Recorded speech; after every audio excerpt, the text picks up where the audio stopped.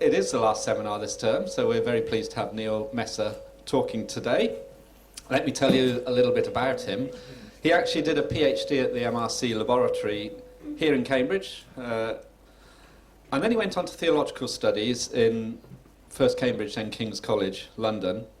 He's also ordained. He's the minister of the United Reformed Church, so he's worked in those sort of pastoral ministry positions, but he's also an academic. He's a professor of theology, and currently he's head of the Department of Theology, Religion and Philosophy at the University of Winchester. So he's going to talk on theological bioethics, basically, today, and he's written several books on this. They're on the bookstall, and you can look at those at the end. But without further ado, let me hand over to Neil. Thank you. The genetic enhancement of human beings has long been a staple of science fiction, and it's attracted a good deal of media debate and academic ethical analysis over the years. And yet, with a few possible exceptions, genetic enhancements remain distant future scenarios. By contrast, as Professor Gareth Jones, who's I think is well known to the Faraday Institute, observed to me a few years ago, other enhancement technologies raise many of the same ethical issues, but they have the merit of being present realities rather than future possibilities. And by way of example, consider two prescription drugs. Methylphenidate, better known by the brand name Ritalin, and modafinil, which is marketed as Provigil. Methylphenidate is used to treat attention deficit hyperactivity disorder. Modafinil is a treatment for narcolepsy. But it's widely reported that increasing numbers of university students also use these drugs to improve their cognitive functions, such as memory and attention, and thereby improve their academic performance. Now, a recent study among British university students found this kind of pharmacological cognitive enhancement, PCE, to be rather less widespread than some of the more alarmist media reports might suggest. But nonetheless, it's out there, and there's no reason to think it will go away. Now, these reports, as I've just said, have generated a certain amount of alarm, and they're beginning to prompt a good deal of ethical debate and discussion about the rights and wrongs of pharmacological cognitive enhancement. And all of this raises two main questions.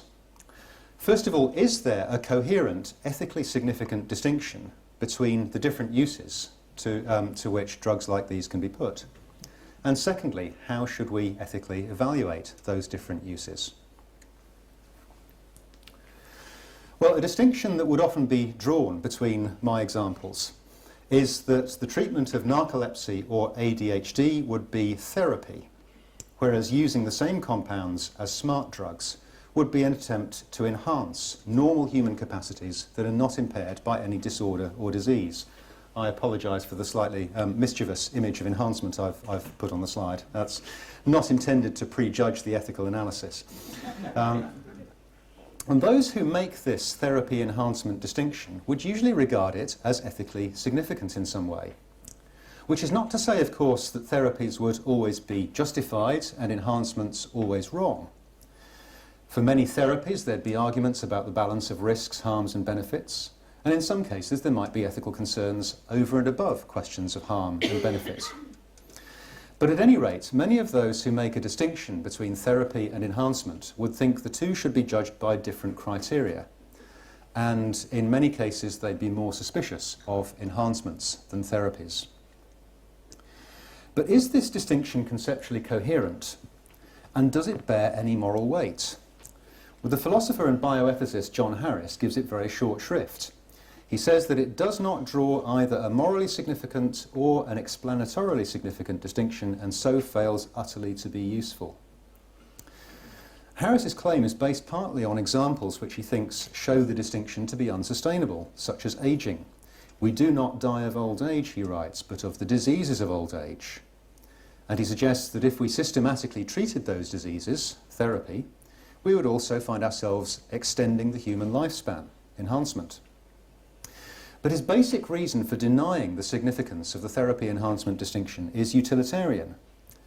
When others like Norman Daniels argue that the line we draw between therapy and enhancement reflects our values, and more of this later, Harris retorts that the relevant value is, quote, our strong rational preference not to be harmed in a particular way. This gives us a moral imperative to use technologies to minimise harm, and it makes no moral difference whether we label those uses therapy or enhancement. By contrast, the political philosopher Michael Sandel argues that the therapy-enhancement distinction is both real and ethically significant. In caring for the health of their children, he writes, parents do not cast themselves as designers or convert their children into products of their will or instruments of their ambition. The same cannot be said of parents who pay large sums to select the sex of their children or who aspire to bioengineer their child's intellectual endowments or athletic prowess. Well, the disagreement between Harris and Sandel goes a good deal deeper than just a difference about these concepts of therapy and enhancement. It reflects basic differences of moral vision and ethical theory. In Harris's utilitarian approach, interventions are to be judged ultimately by their consequences, specifically whether and to what extent they reduce harm and increase benefit. And closely coupled with this utilitarian analysis is a libertarian approach to policy and regulation. So Harris is extremely reluctant to allow society or the state to interfere with individuals' autonomous freedom to choose technological enhancements for themselves or for their children. Sandel, by contrast, explicitly denies that the moral stakes in the enhancement debate are fully captured by the familiar categories of autonomy and rights on the one hand and the calculation of costs and benefits on the other. If we restrict ourselves to utilitarian reasoning, or Sandel would add deontological, rights-based reasoning, we will fail to notice important parts of the moral landscape. Well, we can't expect these basic differences of moral vision and theory to be settled anytime soon. So in the meantime, let's try to come at this question another way. Suppose we say a therapy is an intervention designed to treat a disease or disorder, to cure it or circumvent it or mitigate its harmful effects. Suppose we say that an enhancement, by contrast, is an attempt to increase human powers or abilities that are not impaired by disease or disorder. How then are we to tell one from the other? Harris, as we've seen, doesn't think we can. That's the point of his examples, like the alleged non-distinction between treating the diseases of old age and enhancing the human lifespan. And certainly the line between the two might be fuzzy or hard to discern.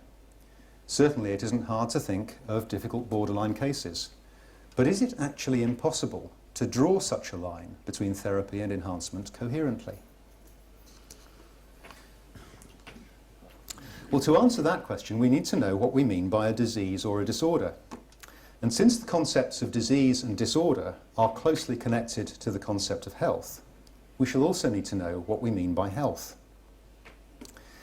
And health is one of those concepts that we tend to think we understand perfectly well for everyday purposes, but on closer examination, that turns out to be remarkably slippery. Since the mid-20th century, the concepts of health and disease have attracted a good deal of attention from philosophers of medicine, among others. And I should emphasise that this discussion isn't just some academic game detached from real life. What we say or what we assume about the meaning of health and disease will determine what we consider to be a healthy condition, and what we do or don't count as a disease. And that in turn will influence clinical practice. Recall that until the early 1970s, the American Psychiatric Association's Diagnostic and Statistical Manual listed homosexuality as a mental disorder, and various approaches, maybe not with conspicuous success, were used to try and treat it. And by contrast, in the 2010s, a psychiatrist or a therapist who attempts to change a person's sexual orientation may well attract a charge of professional misconduct. In other words, concepts of health and disease are contested, and what we say about them has very practical consequences. So trying to understand them better may be difficult, but it's also important.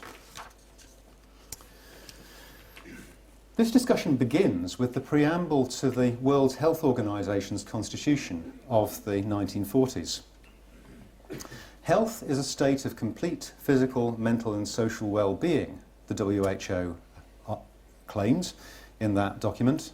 Health is a state of complete physical, mental and social well-being and not merely the absence of disease or infirmity. And this definition makes or implies some very important claims. It's all-embracing. A very wide range of personal and social goods are included in health. It's also avowedly value-laden. When we describe a state as healthy, we're saying it's a good state to be in. And such an understanding of health has a certain appeal, but also, as critics were quick to point out, some serious flaws and dangers. The definition is vague. It's also utopian. If health is complete well-being, it seems like an unattainable ideal. And its all-embracing character tends to medicalise almost every area of human life, which has led critics to charge that it encourages a tyranny of health. And accordingly, some authors defined health and disease in an almost opposite way to the WHO. So in the 1970s, the philosopher Christopher Boorse proposed a biostatistical theory in which health is the absence of disease and diseases are internal states which interfere with natural functions, that is to say, species-typical contributions to survival and reproduction. In Boorse's theory, health has a limited scope, and he claimed that his definitions of health and disease were objective, scientifically based and value-free. According to Boorse, to recognise flu as a disease is one thing. To say it's a bad state to be in is a separate judgment, and not all diseases would be considered bad states to be in. Now, Boorse in his turn has attracted plenty of criticism, particularly for that claim to define health and disease in objective, scientific, value-free terms. Critics have charged that he can't in fact deliver on this. Part of what we mean by calling something a disease just is that, other things being equal, it's a bad state to be in. In the 1990s, Jerome Wakefield proposed an account which was, in effect, an attempt to retain the strengths of Boorse's theory, but to avoid some of those weaknesses. So Wakefield defined diseases or disorders as harmful dysfunctions. And in his definition, dysfunction is a value-free component grounded in evolutionary biology. It is, as he puts it, the failure of an internal mechanism to perform a natural function for which it was designed. And by designed, he means designed by natural selection. Harmful is a judgment on the basis of socio-cultural norms that a particular dysfunction has negative consequences for the one who suffers it. Now, although Wakefield's definition combines factual and evaluative elements, thus addressing one of the principal criticisms of Boorse, he keeps those two elements separate in the two parts of his definition. In other words, he maintains intact a characteristic modern separation of fact from value, a separation that assumes empirical facts about the world are value-free, whereas we make evaluative judgments about the world on the basis of our preferences, our norms, or our values. But this fact-value separation doesn't go unchallenged. Christopher Megone has drawn on the philosophy of Aristotle to argue against Wakefield that natural function can't be understood in a purely value-free way. According to Megone, natural function must be understood as a teleological concept. In other words, a natural function of a species is one that contributes to the fulfillment of the ends or goals or purposes which a good member of that species fulfills. So to describe a particular kind of being and its natural functions is also to say something about its characteristic goods and goals and ways of flourishing. Description is always already evaluation. In Megone's Aristotelian account of health, a human disease is a failure of some function that contributes to the living of a good human life. That's a very quick whistle-stop tour of some of the relatively recent philosophical discussion of health.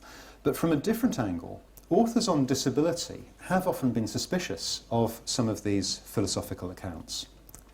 For example, the concept of natural function, whether that's understood in a Darwinian or an Aristotelian way, has come under suspicion of being an ideological construct, which turns statistically typical features of human bodies or minds into norms by which the quality of everyone's life is judged. These norms, it's argued, work to the detriment of those whose bodies or minds are different from the majority. Disadvantages or problems that such individuals suffer may be attributed to their supposedly dysfunctional bodies or minds. Social, political or economic causes of their disadvantage may then be conveniently ignored. Putting the matter over simply, if a wheelchair user can't access her workplace, to describe the problem by saying she lacks the use of her legs obscures the point that her workplace has not been designed to be wheelchair accessible. Well, theologians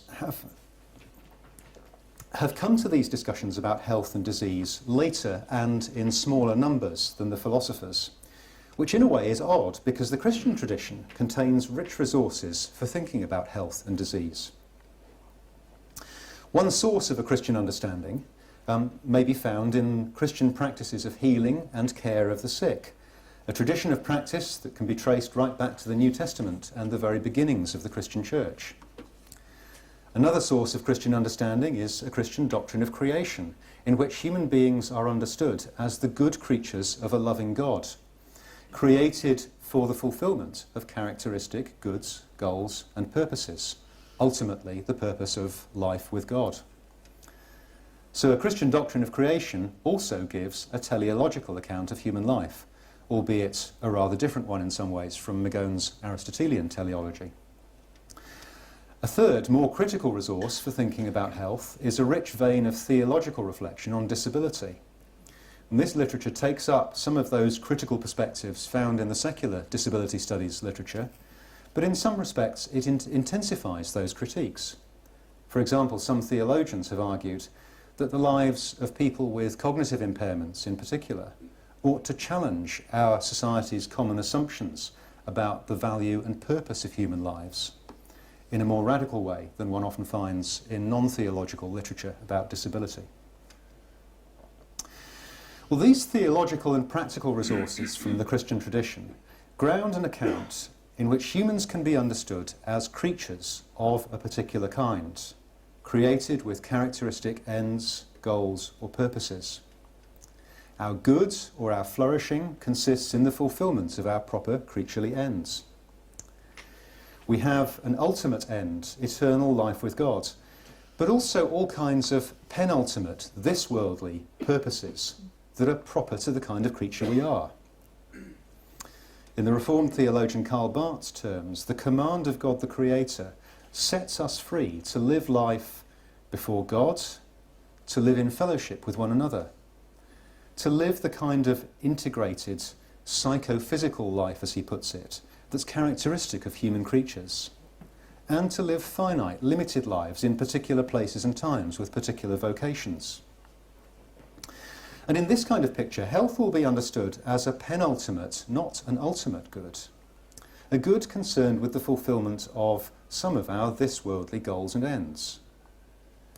Barth calls it strength for human life, which captures a good deal of what I'm trying to say. By contrast with the WHO's definition, this concept of health has a limited scope. It doesn't include even every aspect of penultimate human good. And I think that means that the tendency in some Christian circles to talk about health as wholeness ought to be treated with a good deal of caution. On this picture, diseases and disorders can be understood as internal states or conditions which disrupt our physical or mental functions in a way that hinders or threatens the fulfillment of some of those penultimate goods of embodied, creaturely human life. And at this point, it's worth sounding a cautionary note. Because we are both finite and sinful creatures, we cannot reliably know God's good creative purposes for human life, except insofar as God makes those purposes known to us. Centrally, the Christian tradition claims, in and through Jesus Christ. And even then, we often find it all too easy to misunderstand what God has made known to us. And this suggests that some humility is in order when we make claims about human flourishing and health. Among other things, this gives us a theological reason to take those critical questions from disability studies seriously, as they challenge us to consider whether we mistake our own prejudices about the value of different human lives for genuine insights into health and the human good. If we describe a particular condition, say Down syndrome or congenital deafness, as a disease or disorder, might that description reflect a prejudiced, overly narrow conception of the ways in which human creatures may flourish under God? Well, with that cautionary note, this account of health and disease, I think, supports a therapy enhancement distinction, which can do real ethical work and can make sense of those problem cases with which I began. It makes sense to regard narcolepsy as a condition which disrupts certain physical and mental functions, and so hinders the living of an integrated, embodied human life, a form of weakness opposed to the strength for life, as Barth puts it. The inability to get a first rather than a 2-1 in one's finals, by contrast, can hardly be seen in the same way. It makes theological sense to call one, but not the other, a disorder.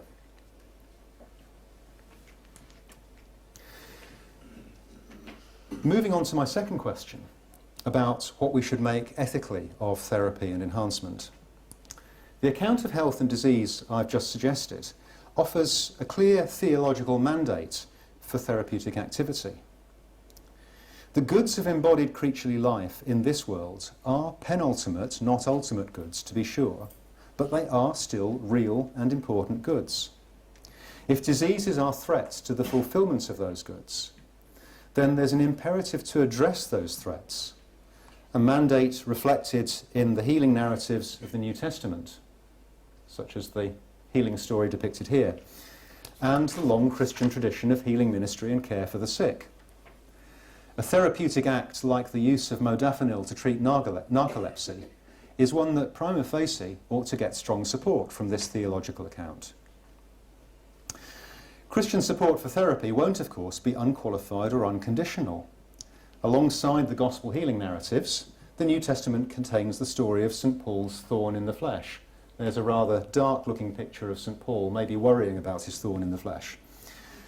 Paul's thorn in the flesh, you might remember from his second letter to the Corinthians, wasn't taken from him, despite his prayers and pleas. And that experience became for him an occasion to discover more fully God's power at work in him. Karl Barth affirms in the strongest terms that diseases are disruptions of God's good creation and should be resisted. But he also says they can remind us of our finitude and our mortality, and thereby they can point us towards our ultimate hope, which lies beyond this mortal life. Health is a real but penultimate good. If it's treated as an ultimate good to be pursued at all costs by any means necessary, Christians ought to recognise that as a form of idolatry that may have destructive consequences for all concerned. And this will mean, among other things, that Christian faith will recognise the wisdom of judging the further pursuit of health, in some cases, to be futile or disproportionate. And this account also makes it easier to say that some health goals, though good in themselves, should not be pursued, because the means needed to achieve them are unjustifiable. Well, pharmacological cognitive enhancement, PCE, by the definitions I've argued for, will not be justifiable on these grounds, because it's not therapy. In which case, how ought we to evaluate it ethically? What criteria should we apply? In particular, how should we think theologically about the ethics of PCE? Well, to begin answering that question, let's take a few steps back. The central story that Christian faith tells is that the world and everything in it is God's creation, brought into being through the sheer, exuberant love of God and pronounced very good by its creator. Yet the created world is not as God means it to be. Its goodness is obscured and flawed by the presence of evil, which includes, though it's not limited to, human sin. In the birth, the life, death and resurrection of Jesus Christ, God, the Christian story says, has acted decisively in the world to overcome these effects of sin and evil, to inaugurate a new age which will be brought to completion in God's good future, in which humanity and all creation will be brought to their ultimate fulfillment. So one way to evaluate some human activity in the world, for example, some technological practice or other, so one way to evaluate such a practice theologically is to ask how it relates to this Christian narrative of creation, salvation and future hope. Is it in line with that narrative? Is it the kind of practice that celebrates and cherishes the goodness of creation, that could contribute to the healing of the world's brokenness, that could direct us towards God's promised good future? Is the activity we have in mind opposed to this Christian narrative? Is it a practice directed to destructive or chaotic ends? Or is the practice we're considering an attempted substitute, however well-intentioned, for God's saving and perfecting work in creation? Does it purport to address the problems of sin and evil from human resources alone, in a way that's not open to God's help? Does it offer some alternative, or even, you might say, counterfeit good future? Some alternative ultimate fulfillment to that promised by God in the Christian story. So one way of assessing a technological practice is to ask how it relates to this core Christian narrative. But that question needs to be specified a little further if it's going to help us with concrete ethical analysis. So elsewhere I've proposed a set of more specific diagnostic questions to assist us in this task of discerning how technological practices relate to the Christian narrative. First of all, is the practice we're considering a way of acting that's appropriate to creatures made in God's image, imago Dei? Or does it rather reflect a desire to be like God, sicut Deus, in the sense that's promised by the serpent in the fall narrative in Genesis chapter 3? The serpent says to the human beings, "You will become like God, knowing good and evil." Now, I've borrowed this contrast of imago Dei and sicut Deus from the Lutheran theologian Dietrich Bonhoeffer, who reads the serpent's offer as an invitation to the humans to refuse their status as God's creatures and instead to aspire to be gods. And in a sense, Bonhoeffer says, it works. They really do become like God, knowing good and evil. But it's a catastrophe. That knowledge that they attain alienates them from God, from one another, from themselves, and from the created world. Human action that reflects the image of God will embody a recognition of our creaturely limits, yet also take seriously our calling and our ability to act in the world, to make something of the world. Human action that explicitly or implicitly refuses all human limits, that claims the power to make whatever we choose of ourselves and the world, looks more like an attempt to be like God. My second diagnostic question is what attitude the practice demonstrates towards the material world, including our own bodies.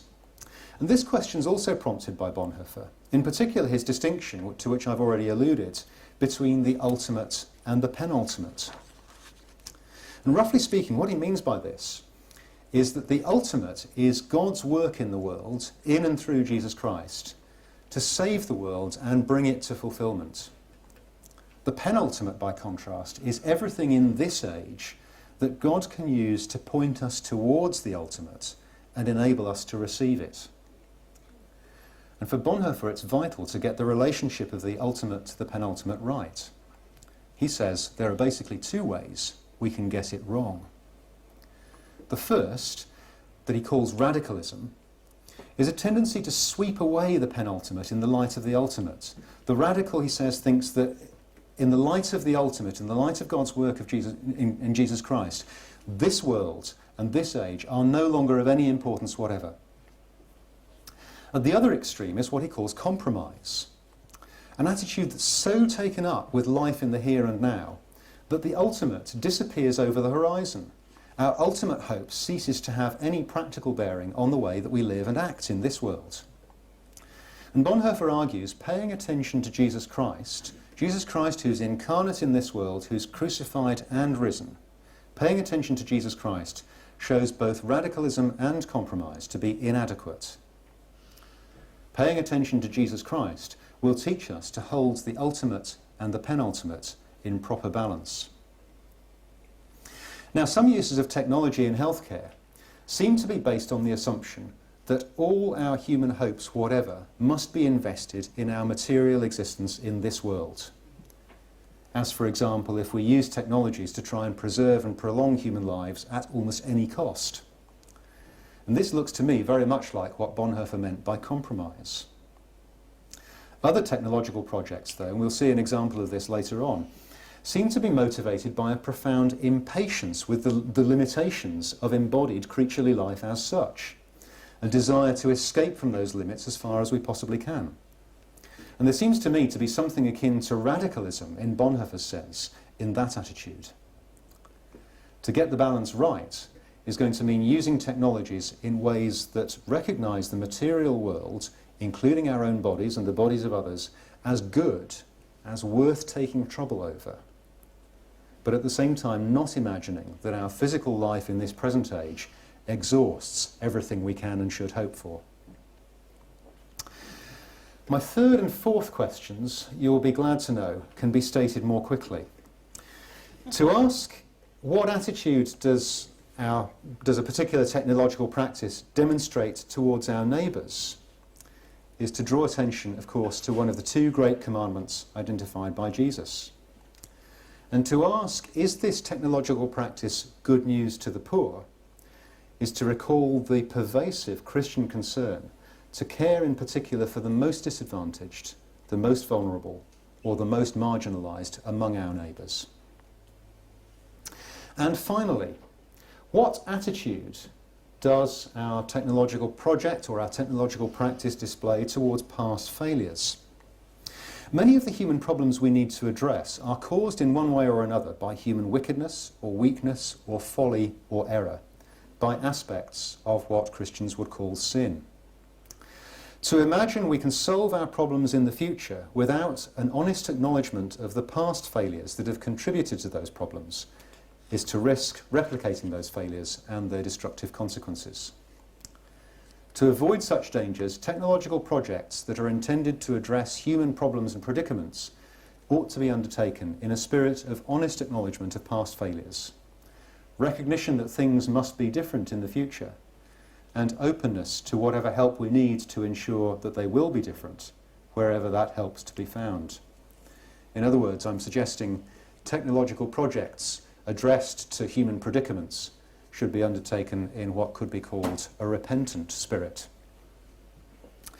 Well, what happens if we apply this form of theological ethical analysis to the topic of today's talk, pharmacological cognitive enhancement? My first diagnostic question draws a contrast between acting as creatures made in God's image and trying to be like God. Now, some human enhancement scenarios have very grandiose aims indeed. Here's John Harris again. I propose both the wisdom and the necessity, he says, of intervening in what's been called the natural lottery of life to improve things by taking control of evolution and our future development to the point, and even beyond the point, where we humans will have changed into a better species altogether. For Harris, this is quite consistent, because from his perspective, there is nothing special about the present state of humanity's development. If we can maximise benefit and minimise harm by changing ourselves into a new and better species, then that's what we should do. Though, of course, that may be a rather bigger if than he sometimes appears to acknowledge. But however it works for Harris, it won't do from the perspective of a theological analysis, which is committed to understanding our finite existence as this kind of creature, as some kind of expression of God's good creative purposes. However, it would be far-fetched in the extreme to attribute that grandiose kind of ambition to a student who takes modafinil or methylphenidate in the hope of getting a better degree result. Some of my other diagnostic questions, though, have perhaps a more direct bearing on these everyday attempts at human enhancement. So let me move on to my fourth question, which was about good news to the poor. And as an image of good news to the poor, I've got a painting of the story of the Good Samaritan. That question prompts us to ask who would have access to PCE. If it became yet another technology to which the wealthy or well-connected had privileged access, as they already do to good education and the opportunities it brings, it could, of course, turn out to be distinctly bad news for the poor. But then access and distribution are contingent matters which could turn out very differently. Anders Sandberg, for example, thinks PCE could actually decrease social inequality. University, he says, is a cognitive enhancement, but it's rather an expensive one. Smart drugs are relatively inexpensive. And if they help people increase their opportunities, then I think this is a good outcome. The smart people get more competition, but a cognitively enhanced society would help us all. Well, leaving aside the extraordinarily reductive, I presume deliberately provocative description of university as an expensive cognitive enhancement, it's clear from this that arguments about access and inequality alone will not settle the ethical question of PCE. But more generally, my third question, what attitude does PCE embody or imply towards one's neighbour? Well, we might gain some purchase on that question by asking what might motivate students to take smart drugs. Indications from published research and, more anecdotally, media reports suggest, not surprisingly, a desire to keep up with the pack, to gain a competitive advantage over one's peers, or even to survive in an increasingly high-pressure environment. And this perhaps reflects an individualist, agonistic understanding, characteristic of the modern age, of what it means to be human in society. If it does reflect that, this should, I think, be troubling to Christians who are committed to a view of human creaturely life in which the most fundamental mode of interaction is not competition, but communion. Now, please don't understand this as a mere exercise in wagging my finger at students who understand their condition as so competitive, or who use PCE in order to try and survive or win out in that kind of situation. It's more a critique of a social and political context which encourages a narrowly instrumentalist discourse about, among other things, the value of universities and the education they provide. And to try and unsettle that, I've given you on the slide two images of universities from different places, different times, different cultural contexts. This discourse increasingly tends to say that it's worth having universities because they and their graduates contribute to the economy. It's worth going to university and taking out a socking great loan to pay for it because it will give you a qualification that will help you get ahead in the job market. And in that kind of context, it's not altogether surprising if some voices of students who use PCE express the kind of fixation on results which any teacher knows can actually undermine genuine learning. A Christian vision of education ought to be very different. From a Christian point of view, why should we learn? Why is it good to have universities and their graduates? Well, a lot has been said and written to answer those questions. The short, very short answer, I think, is twofold: to seek wisdom and to serve the common good, which, to be sure, includes economic prosperity, but sets it in a much broader context. Or to put it in terms closer to my diagnostic questions, universities are worth having, in the simplest, briefest sense, because they enable us to love and serve our neighbours, and they enable us to understand God's world and our place in it as God's creatures better. So asking what attitude to one's neighbour might be implied by students' use of PCE has turned out to open up a large discussion about the nature and value of education as a practice. And that shouldn't altogether surprise us. If we try to assess the use of an enhancement technology in any particular practice, be that education or sport or any other, we're going to find ourselves needing to understand the nature of that practice and asking whether that technology will support or distort it.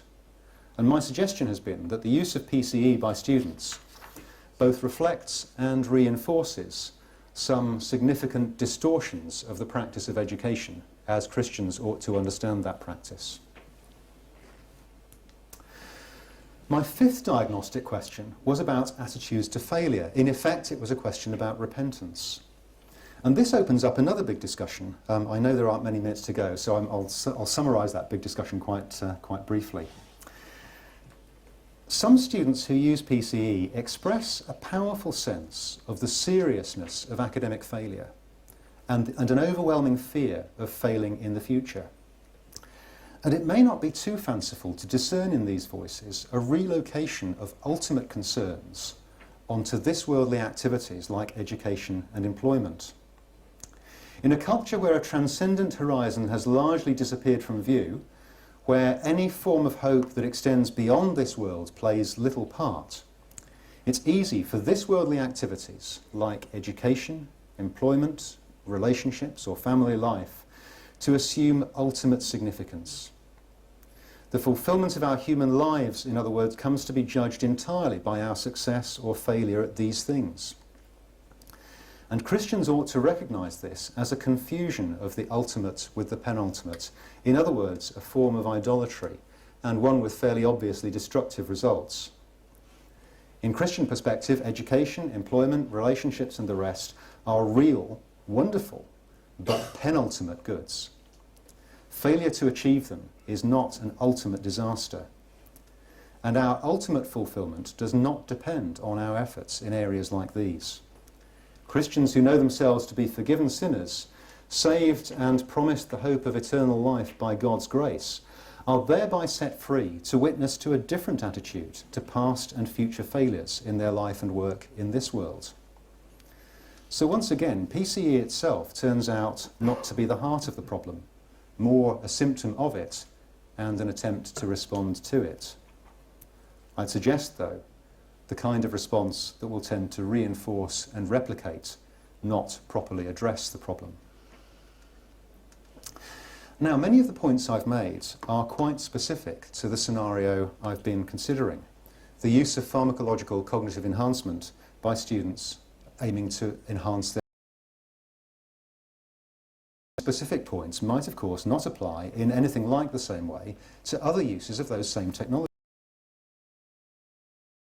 There is unlikely to be any simple blanket answer to the question, is cognitive enhancement right? Waters argues in relation to a different enhancement technology. What's required is a Christian exercise of specific use of that technology. And the diagnostic questions I've used in this paper of Christian practical wisdom. However, grounds, I think, for a more general suspicion of enhancement technologies, including PCE. By a kind of basic dissatisfaction with the opportunities and limits of human attitude that, as Bonhoeffer put it, cannot forgive God for having created such as PCE do at the very least seem to me to bear a heavier burden of justification. Well, in closing, it's worth emphasising that all I've done in this paper is to offer cognitive enhancement. My central question has been, given their core theological convictions, cognitive enhancement. I've said nothing about how that theological analysis might influence or even universities' policies about students who use performance-enhancing drugs. Core convictions have a vital contribution to make to such debates. And I also believe that ought to let their contributions be properly informed by their core theological convictions. To be a topic for another day. Thank you very much.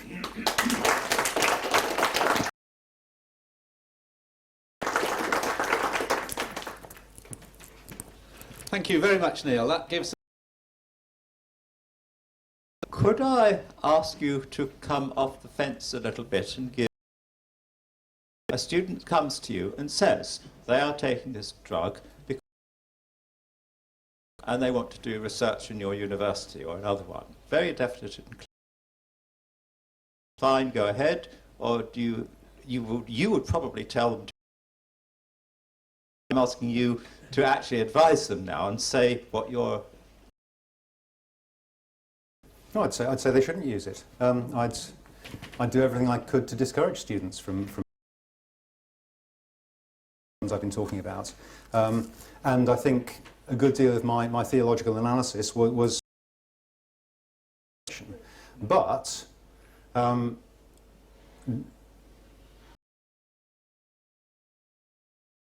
acutely aware of the broader context that drove them to contemplate it.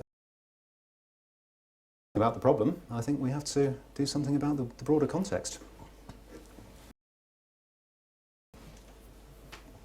Well, thank you for such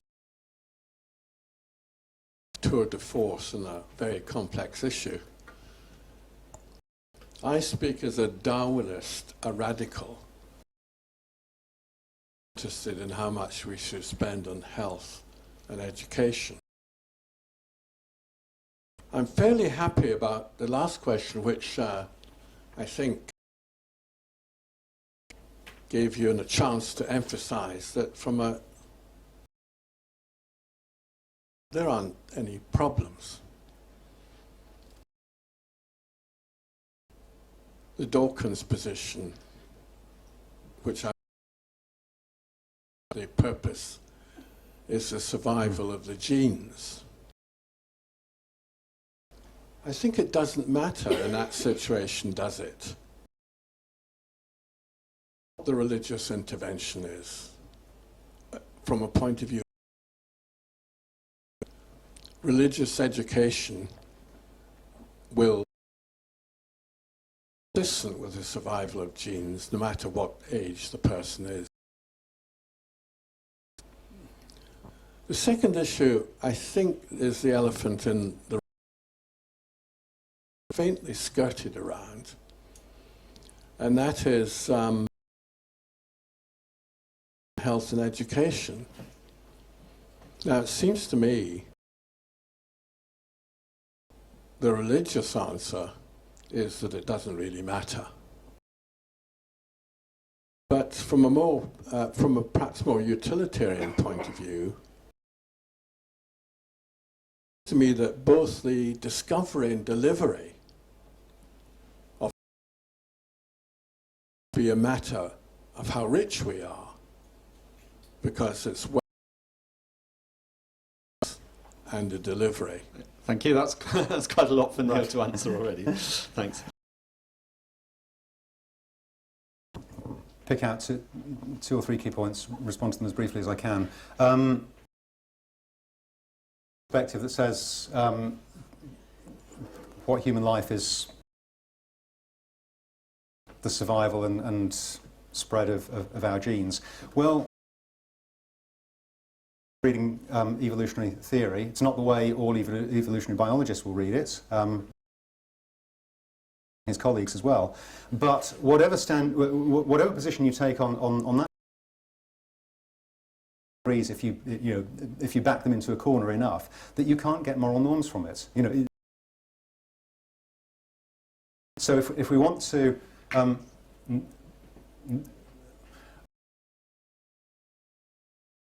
society and its practices look like, we won't get that answer from biological perspective, whether that's a Dawkins style one or a Steve Gould style one. Or it may help us to understand aspects of human nature, may help us to understand some of our drive. These are characteristic ways of relating socially, but it's not going to tell us what's good about moral, and I would say theological analysis. In terms of economics and how much, I don't think actually that the kind of Christian visions. I said in terms a strong Christian theological mandate for health and for healthcare. That comes from the very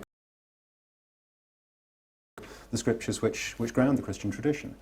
The same is true, I would say. I put up an image, one of the university images I put up on the slide was the doctors of the university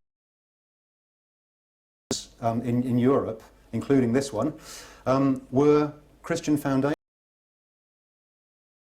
of education. In Christian perspective, education is a good, and therefore, from a Christian perspective, a society should be willing to put fairly considerable pursuit of those things. But it's not going to do that entirely for that our present culture often defaults to. That was the point I was making.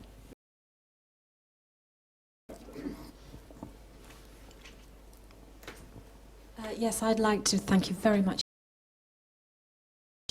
And your argument was put so succinctly. It is an argument that I myself have gone through, facing some vicissitudes in my own life just lately, and I'd come to those kind of conclusions. But you put it so much better than I ever did. But my question really was that just fairly recently there was a row here in Cambridge, in the Cambridge Union, because Germaine Greer was booked to speak, and the students all prevented her from speaking. And she was going to say that it was against feminist principles, and by extension moral ones, for a person who was assigned, say, male at birth, to wish to change to become female by having surgery to remove their primary sexual characteristics of the male body to become female. And she said that was wrong. And the people from the LGBTIQ groups here in Cambridge all massed together and prevented her from speaking, and it was a big row. And Mary Beard was supposed to have reported to have gone back home in tears because of this terrible event. And so clearly there's an awful lot of moral principles knocking against each other here. You know, the right for speech and the right for one person to say this and all the rest of it. And it was all very sad. But my question really, in the end, it was very, very sad for those people who do suffer from transgender issues and all the rest of it, because it didn't seem to give them the understanding of the terrible pain and suffering that those people go through. and my worry was, having sort of addressed a lot of those issues myself, and understanding perhaps some of the things that are going on, was that although I follow your line of argument very much, I just left in somewhat of a despair as that's an actual practical recipe for dealing with these kind of issues in real life, because I can't really see us being able to all stand around in very intellectual way and apply your 4 questions and work out the answer. I just don't see it happening, and I just wonder how can we practically put your prescription into use against the real issues that we face? Well, thank you. There's a number of different levels to that question. In terms of using these questions, using this approach to theological analysis, well, difficult questions need hard thinking. Often they need an immediate practical response, but they also need careful reflection. And my questions were designed to be an aid to Christian communities in doing that careful reflection. And that would be true of questions about sexuality and gender identity, just as it's true of questions about the use of biomedical technologies, for instance. So I don't see a necessary conflict between the sort of practical bite of many of these questions and the need for careful, considered reflection, which is also reflection on the practice and the experience of Christian communities. Now, to bring that to bear on your specific example of a transgender experience, that would be a very long discussion for another paper. I guess all I'd say about that is the perspective I've been arguing for is one that regards embodied creaturely existence as such, as good, as in some way reflective of God's good purposes for the creation.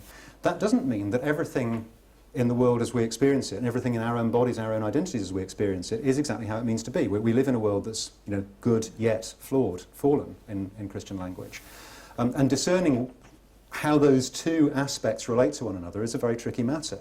Nowhere more so than in questions like gender identity and the experience of transgendered people. So the perspective I've outlined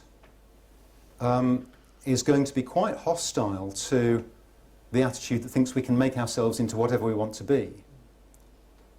But it's going to be equally hostile to a sort of blanket refusal to intervene in the world, to to make what's gone wrong better.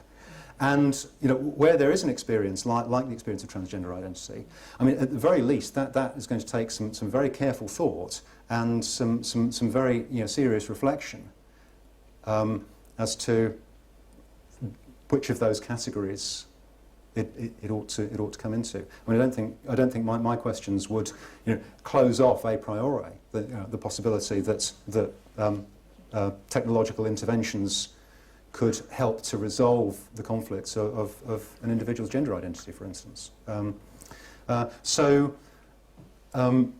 In relation to the specific example, there's a long discussion to be had, but I would say this kind of theological perspective could offer a nuanced way of having that. In terms of, I guess the other point was sometimes that careful reflection gets closed down by knee-jerk responses from one side or the other of an argument, and there's every reason for Christian communities to resist that kind of premature closing down of difficult debates and difficult reflections.